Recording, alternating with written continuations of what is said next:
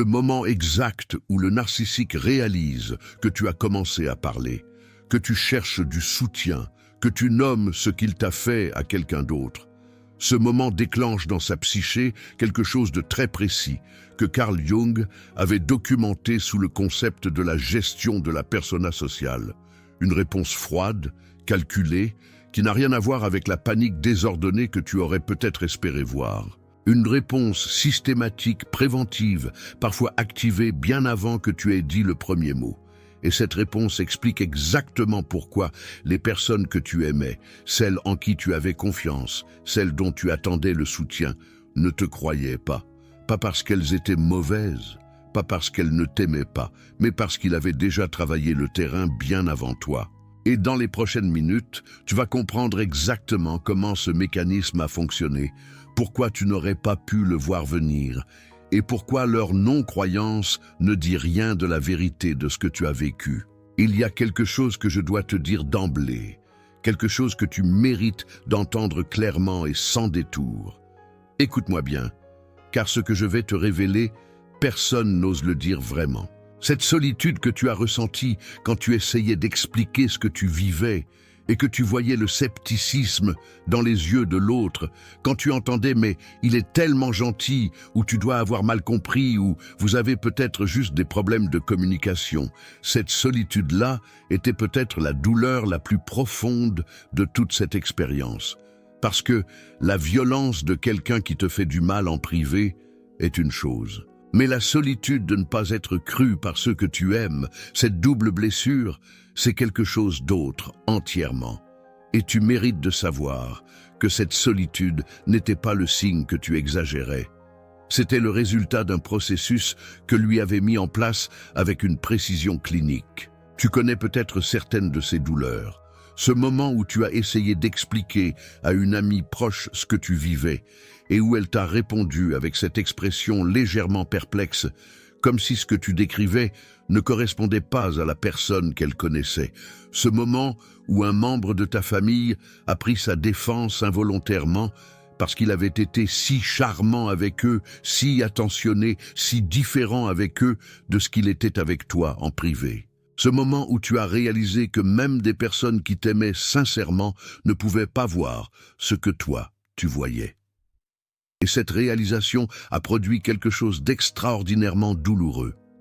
La question de savoir si tu avais tort, si tu exagérais, si ce que tu vivais était réel ou si quelque chose en toi déformait la réalité. Et peut-être aussi quelque chose de plus difficile à nommer, la honte. La honte de sembler folle aux yeux de ceux que tu aimes. La honte de devoir te justifier, de devoir expliquer, de devoir convaincre des gens que ce que tu as vécu était réel, alors que tu le savais avec une certitude qui n'avait pas besoin de preuves, parce que tu l'avais vécu dans ton propre corps. Cette honte a peut-être fini par te faire taire, par te faire arrêter d'essayer d'expliquer. Et ce silence, que tu as peut-être cru être de la résignation, était peut-être exactement ce qu'il avait cherché à produire depuis le début. Ces douleurs sont réelles, elles sont validées. Elles sont le résultat direct d'un mécanisme psychologique documenté que Jung avait décrit il y a presque un siècle sous le concept de la gestion de la persona, et que la psychologie contemporaine a depuis nommé avec précision la campagne de diffamation préventive du narcissique. Pour comprendre pourquoi personne ne te croyait, il faut d'abord comprendre quelque chose d'essentiel sur la façon dont le narcissique gère son image sociale. Jung a développé le concept de la persona pour décrire le masque que chaque individu porte dans ses interactions avec le monde. Pour la plupart d'entre nous, ce masque est une interface sociale qui présente une version légèrement ajustée de notre personnalité réelle. Pour le narcissique, la persona est quelque chose de radicalement différent. C'est une construction totale, entièrement déconnectée de ce qu'il est en privé, soigneusement calibrée pour produire un effet précis sur chaque audience. Et la persona publique du narcissique est presque toujours l'inverse de ce qu'il est en privé avec toi. Ce n'est pas un hasard, c'est une architecture délibérée, parce qu'une persona publique irréprochable est sa police d'assurance. Elle garantit que, si jamais tu parles, si jamais tu nommes ce qu'il t'a fait, le contraste entre ce que tu décris et ce que les gens ont vu de lui sera si grand que c'est toi qui paraîtras déformé, pas lui. C'est la configuration la plus efficace de contrôle qu'il puisse maintenir, être adoré publiquement tout en exerçant un pouvoir total en privé. Et cette configuration, il la maintient avec une constance et une discipline que les gens qui ne connaissent que sa persona publique ne pourraient pas imaginer.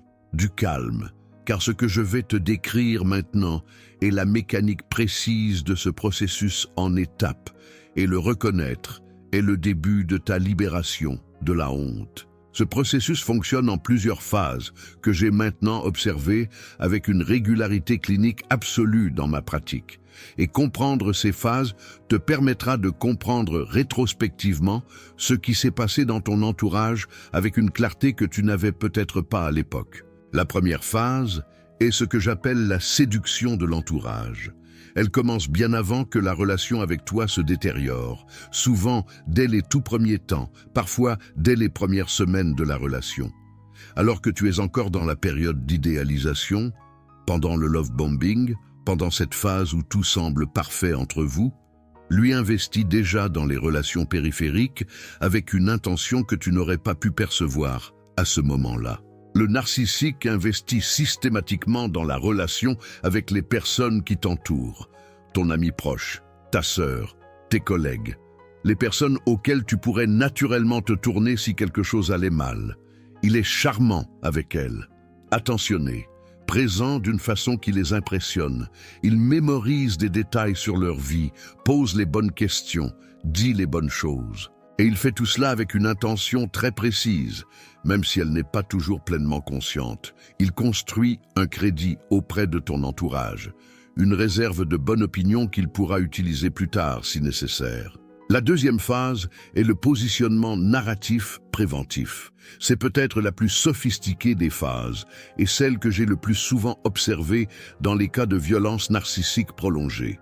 C'est aussi celle qui m'a le plus longtemps déconcerté cliniquement, parce qu'elle est si invisible qu'elle est quasiment indétectable, sans une analyse rétrospective très précise.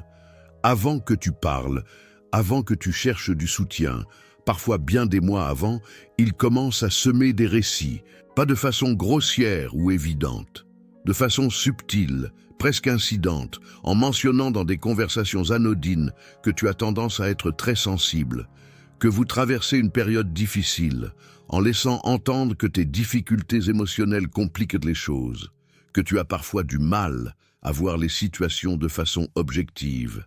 Ces récits ne ressemblent pas à de la diffamation. Ils ressemblent à de l'inquiétude bienveillante pour toi, énoncée avec une douceur qui les rend impossibles à contester. Et quand tu arrives plus tard avec ton expérience, l'entourage a déjà un cadre d'interprétation préinstallé. Ils t'entendent à travers le filtre qu'il a construit. La troisième phase est le recrutement des alliés involontaires. Ce que la psychologie appelle les flying monkeys, ces personnes de ton entourage qui deviennent les relais de sa version sans jamais réaliser qu'ils jouent ce rôle. Il ne les recrute pas ouvertement. Il leur partage sa version des faits avec une vulnérabilité feinte qui les touche naturellement. Je suis très inquiet pour elle. Elle semble tellement dans la douleur en ce moment. J'essaie de faire de mon mieux, mais je ne sais plus quoi faire. Et ces personnes, touchées par ce qui ressemble à de la détresse authentique, deviennent naturellement ses défenseurs sans en avoir l'intention. Quand tu viens les voir, elles ont déjà été orientées. Leur regard sur toi est déjà coloré par ce qu'il leur a dit, et leur scepticisme envers ta version n'est pas de la mauvaise volonté. C'est le résultat d'une manipulation dont elles ont été les premières victimes. Retiens bien ceci, car le quatrième mécanisme est celui que Jung aurait identifié comme le plus profond. La quatrième phase est l'exploitation de ta propre persona sociale. Le narcissique a observé ton fonctionnement social avec une attention que tu n'aurais pas devinée. Il sait comment tu te comportes en société. Il sait que tu as tendance à présenter le meilleur de toi-même publiquement. Il sait que tu ne parles pas facilement de tes difficultés en dehors d'un contexte de confiance. Et il exploite cette pudeur de ta part pour créer un contraste supplémentaire. Toi, tu semblais bien en public. Lui, il semblait soucieux pour toi en privé avec vos proches communs. Ce décalage entre la version de toi que tout le monde voyait et ce que tu décrivais dans la relation alimentait un doute supplémentaire chez ceux qui t'entouraient. Elle allait bien il y a 3 semaines. Ils ne comprennent pas pourquoi soudainement tout est si difficile. Il y a un cas de ma pratique que je dois partager avec toi, ici, parce qu'il illustre l'ensemble de ces phases avec une précision douloureuse et cliniquement irréfutable. Véronique avait 49 ans quand elle m'a consulté.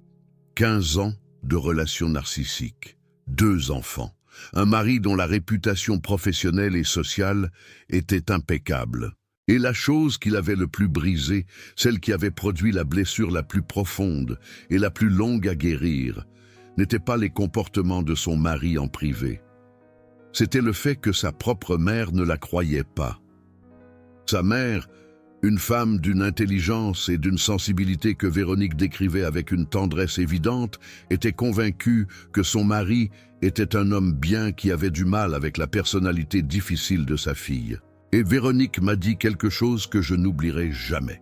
Perdre la confiance de ma mère a été pire que tout ce qu'il m'a fait, parce que lui, je savais qu'il était faux, mais elle, je ne pouvais pas comprendre. Ce que Véronique ne savait pas, et ce qu'elle n'a compris que bien après la séparation, en reconstruisant la chronologie avec moi, c'est que son mari avait cultivé la relation avec sa belle-mère pendant des années, avec une attention particulière qui n'avait rien de spontané.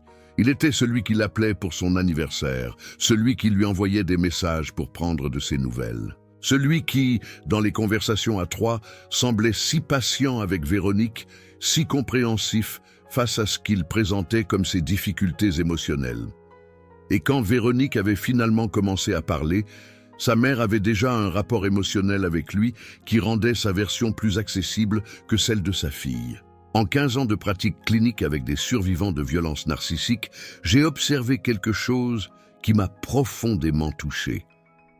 La douleur d'une non-croyance de l'entourage est souvent celle que les femmes guérissent le plus difficilement. Même après avoir reconstruit leur vie, même après avoir trouvé la paix. Il reste souvent ce coin de douleur lié à une personne précise dont la non-croyance a eu le plus de poids. Pas parce qu'elles ont besoin que tout le monde les croie pour aller bien, mais parce que cette non-croyance a renforcé le doute que lui avait déjà installé sur leur propre réalité. La double validation de son gaslighting, d'abord par lui, ensuite par l'entourage. Et dans cette double validation, quelque chose de profond dans leur confiance en leur propre expérience s'est fracturé. Du calme, car ce retournement va changer la façon dont tu perçois tout ce que tu viens d'entendre. Le cycle se brise au moment exact où une seule personne te croit vraiment. Pas tout le monde. Une seule.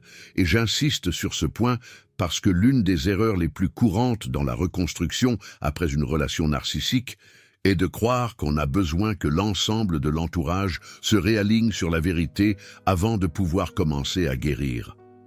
Ce n'est pas vrai. Une suffit. Et ce que j'ai observé dans ma pratique, avec une constance qui m'a d'abord surprise, puis profondément touchée, c'est que une personne n'a pas besoin d'être quelqu'un de ton entourage existant. Cette personne peut être un thérapeute, un groupe de soutien, une femme qui a vécu la même chose et qui reconnaît dans tes mots sa propre histoire, une voix dans une vidéo qui dit les choses que tu savais mais que tu n'avais jamais entendues dites clairement. Et quand cette croyance arrive, quand quelqu'un te regarde et te dit « je te crois », quelque chose se déverrouille dans ta psyché. Pas parce que tu avais besoin de leur permission pour que ton expérience soit réelle, mais parce que la connexion avec un autre être humain qui valide ta réalité est l'un des antidotes les plus puissants à l'isolement que le narcissique avait construit autour de toi. Et voilà la vérité que Jung avait pressentie et que l'expérience clinique confirme. La vérité finit toujours par émerger, pas nécessairement devant tout le monde, pas nécessairement de façon spectaculaire, mais les personnages se fissurent, les masques tombent, et les personnes qui n'avaient pas voulu voir finissent souvent, avec le temps, par voir, pas toujours, pas toutes, mais souvent. Et cette émergence de la vérité n'est pas quelque chose que tu dois orchestrer ou attendre pour pouvoir guérir. Elle se produit indépendamment de toi.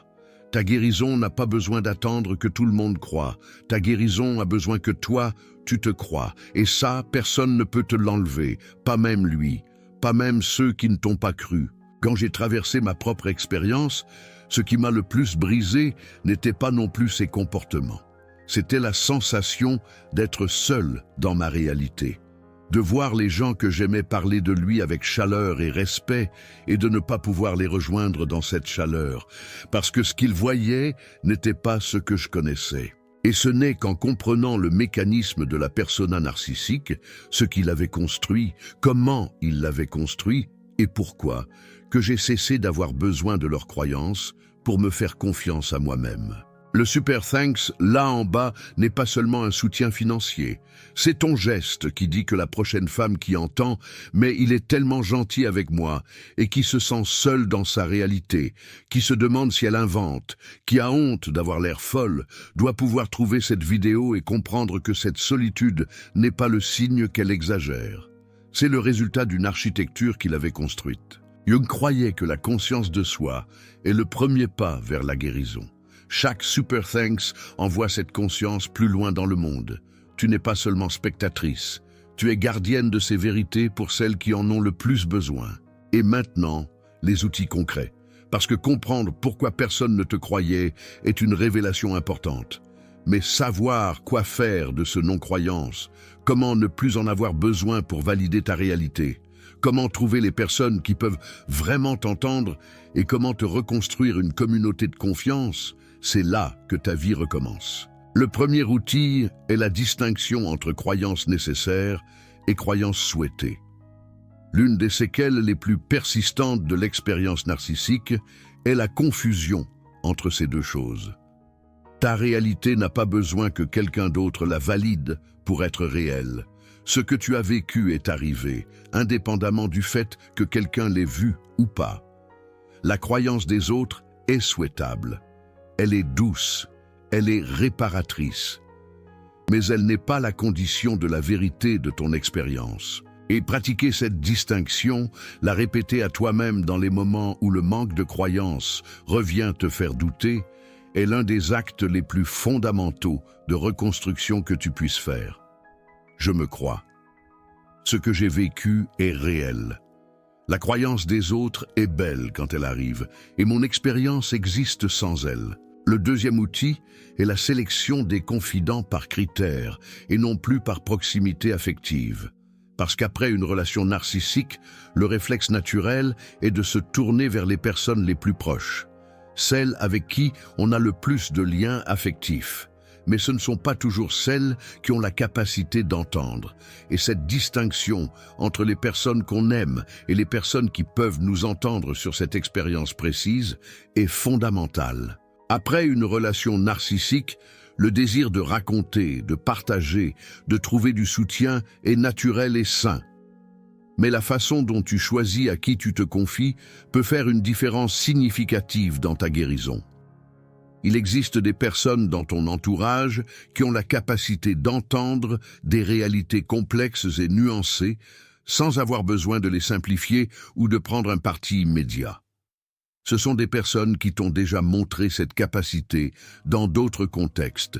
Des personnes qui savent vivre dans l'incertitude d'une situation qu'elles ne t'ont pas vécue directement. Des personnes qui, quand elles ne comprennent pas quelque chose, posent des questions plutôt que de tirer des conclusions. Ces personnes existent. Elles sont peut-être moins nombreuses que tu ne le souhaiterais, mais ce sont celles à qui tu peux te confier avec le plus de sécurité. Et apprendre à les identifier avant de partager est une façon de te protéger de la douleur d'une non-croyance répétée. Souviens-toi du mécanisme du positionnement narratif préventif que nous avons décrit. Le troisième outil en est la conséquence directe. Le troisième outil est l'abandon stratégique de l'objectif de convaincre. C'est peut-être le plus difficile à accepter et en même temps l'un des plus libérateurs. Chercher à convaincre les personnes de ton entourage qui ne te croient pas est une entreprise épuisante et souvent infructueuse, non pas parce que tu mens, mais parce que leur système de croyance a été orienté par quelqu'un qui avait un avantage de temps sur toi. Essayer de le modifier en urgence, dans la douleur, souvent en contre-réaction émotionnelle à quelque chose qu'il vient de faire ou de dire, n'est généralement pas la façon la plus efficace d'y parvenir. La façon la plus efficace est le temps et la cohérence. Vivre ta vie, prendre soin de toi, laisser ta guérison être visible, laisser la réalité s'imposer d'elle-même, à son rythme, sans en faire ton combat principal. Certaines personnes de ton entourage verront avec le temps ce qu'elles n'ont pas pu voir au début, et celles qui ne voient jamais ne font pas partie du cercle dont tu as besoin pour guérir. Le quatrième outil est la construction d'un cercle de validation alternatif. Si les personnes de ton entourage immédiat ne peuvent pas t'entendre, trouve les personnes qui le peuvent. Pas pour remplacer tes relations existantes, mais pour te donner accès à une communauté qui comprend ce que tu as traversé parce qu'elle l'a traversé elle-même. Les groupes de soutien pour survivants de relations narcissiques, qu'ils soient en présentiel ou en ligne, offrent quelque chose d'irremplaçable. Le regard de quelqu'un qui n'a pas besoin d'être convaincu parce qu'elle reconnaît ta description dans sa propre histoire. Ce type de validation est différent de la validation de l'entourage. Il est plus profond, il est plus immédiat. Et il est souvent le premier endroit où les femmes entendent pour la première fois « Oui, ça se passe comme ça. Oui, c'est réel. Oui, tu as raison. » Le cinquième outil est ce que j'appelle le journal de la vérité. C'est une pratique simple, très ancienne dans ses principes, dont l'efficacité sur la reconstruction de la référence interne après un gaslighting est bien documentée. Tiens un journal dans lequel tu notes régulièrement ce que tu sais avec certitude. Non pas ce que tu ressentais, ce que tu sais. Les faits, les comportements que tu as observés, les choses qu'il a dites et faites, sans interprétation, sans jugement. Juste les faits, tels que tu les as vécus. Ce journal n'est pas destiné à être montré à quelqu'un. Il n'est pas une preuve à constituer pour convaincre l'entourage. Il est un espace dans lequel ta réalité existe par écrit, indépendamment de la croyance de qui que ce soit. Et le simple fait de la voir écrite, noir sur blanc, dans ta propre écriture, renforce quelque chose de fondamental. Ta certitude que ce que tu as vécu est réel. Et cette certitude est la fondation de tout le reste. Et maintenant, je veux te laisser avec une question. Une question profonde que je pose à mes patientes à un moment précis de leur reconstruction. Quand je sens que quelque chose d'important est prêt à changer, tu n'as pas à y répondre maintenant. Tu peux y revenir, tu peux y penser en faisant autre chose, mais laisse-la faire son travail. Si tu savais avec une certitude absolue, une certitude qui ne dépendait d'aucune validation externe, que ce que tu as vécu était réel et que ta perception de cette relation était juste, est-ce que cela changerait quelque chose dans la façon dont tu te traites aujourd'hui? Est-ce que tu t'autoriserais à guérir plus complètement? Est-ce que tu t'autoriserais à être plus en colère, plus en deuil, plus fier d'avoir survécu? Et si la réponse est oui, alors quelque chose est encore conditionné à l'approbation externe. Et ce conditionnement, avec du temps et de la douceur envers toi-même, peut être libéré, parce que ta réalité est réelle, indépendamment du fait que quelqu'un d'autre le confirme ou non. Et dis-moi dans les commentaires, quelle est la phrase que quelqu'un de ton entourage t'a dite sur lui et qui t'a le plus éloigné de ta propre vérité? Celle que tu entendais et qui te faisait douter de tout ce que tu savais. Celle qui t'a fait douter le plus profondément. Partage-la ici. Parce que quelqu'un d'autre lit peut-être ce commentaire en ce moment et reconnaît cette même phrase dans sa propre histoire. Et reconnaître qu'elle a entendu exactement la même chose lui dira quelque chose d'essentiel. Ce n'était pas une coïncidence. Ce n'était pas une opinion personnelle de la personne qui l'a dite. C'était un script qu'il avait écrit pour elle. Et cette reconnaissance est déjà le début de la libération.